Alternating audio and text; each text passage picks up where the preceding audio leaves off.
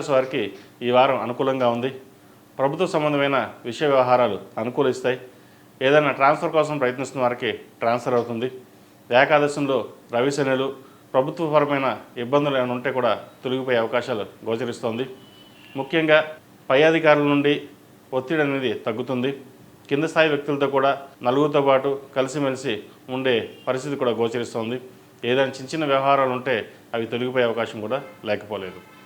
అలాగే ప్రైవేట్ సంస్థలో పనిచేస్తున్న వారికి సాఫ్ట్వేర్, రియల్ ఎస్టేట్, ఇటు సినిమా ఫీల్డ్ కావచ్చు, అలాగే మెడికల్ ఫీల్డ్లో ఉన్న వారికి వీరందరికీ ఈ వారం అనుకూలంగా ఉందని చెప్పచ్చు. నూతన ఉద్యోగ అవకాశాలు కలిసి వస్తాయి. ఒక ఉద్యోగం పోయింది అని బాధపడే కంటే మళ్ళీ ఉద్యోగ ప్రయత్నం ఏదైతే చేసుకుంటారో అది ఈ వారం నెరవేరే అవకాశం గోచరిస్తుంది. ముఖ్యంగా ఈ రాశి వారికి ఏలినాటి శని ప్రారంభం కాబోతుంది. అంటే మార్చి 29 నుంచి ఏలినాటి శని ప్రారంభం కాబోతుంది.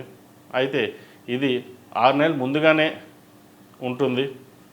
చిన్న చిన్న అనారోగ్య సమస్యలు రావచ్చు, లేదంటే ఉద్యోగంలో కావచ్చు ఇబ్బందులు ఉండొచ్చు, ఏదో ఒకటి ఏదైనా ఆటంకాలు రావచ్చే అవకాశాలు గోచరిస్తుంది. కాబట్టి ప్రతి ఒక్కరూ శనికి తైలాభిషేకాలు, శని స్తోత్రం పఠించడం చెప్పదగిన విషయం. అలాగే వ్యాపారస్తులకు వ్యాపారపరంగా అనుకూలమైన ఫలితాలు గోచరిస్తుంది.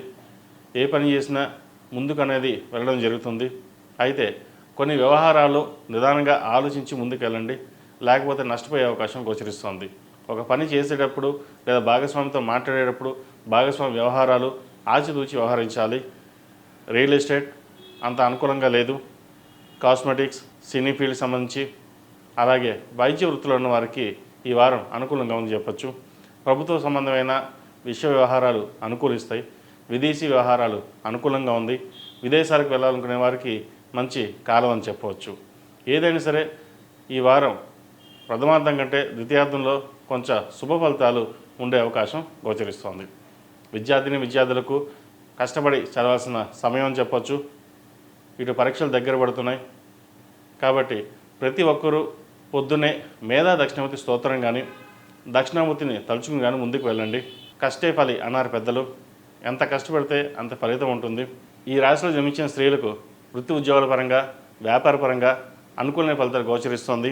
అయితే భాగస్వామ్య వ్యాపారాల్లో కొన్ని జాగ్రత్తలు తీసుకోవాలి. ముఖ్యంగా ఆరోగ్యపరమైన జాగ్రత్తలు చాలా అవసరం. గ్యాస్ట్రిక్, గ్లైనిక్ సంబంధించి ఇబ్బంది పెడతాయి. మోకాల నొప్పులు, అరికాల నొప్పులు, పాదాలు నొప్పులుగా రావడం లేదా గుచ్చుకోవడం చిన్నగా అలాంటివి జరుగుతూ ఉంటుంది. షుగరు లేదా బీపీ చెకప్ చేసుకోవడం చెప్పదగిన సూచన. జీవిత భాగస్వామితో చిన్నపాటి విభేదాలు వచ్చినా కూడా అన్ని ఆటంకాలు తొలగిపోతాయి.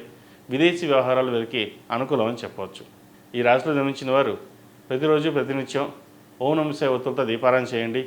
అలాగే కరంగులి మాల మెడలో ధరించండి. నరదిష్టి అధికంగా ఉంది. ఏదైనా పని మీద బయటికి వెళ్ళేటప్పుడు మంగళవారం కానీ శుక్రవారం నాడు కానీ వెళ్ళండి, మంచి ఫలితాలు సాధించగలుగుతారు. ఈ రాశిలో జన్మించిన వారికి కలిసి వచ్చే సంఖ్య 8, కలిసి వచ్చే రంగు నావీ బ్లూ. ePoojaStore.in పసుపు కుంకుమ నుంచి దేవతా విగ్రహాల దాకా అన్ని రకాల పూజలు, వ్రతాలు, వివాహం, గృహప్రవేశం, హోమాది శుభకార్యాలకు కావలసిన పూజా సామాగ్రి అంతా ఒక్క క్లిక్తో మీ ఇంటి వద్దకే. నేడే ఆర్డర్ చేయండి మీ ePoojaStore.in లో. One stop for all puja needs.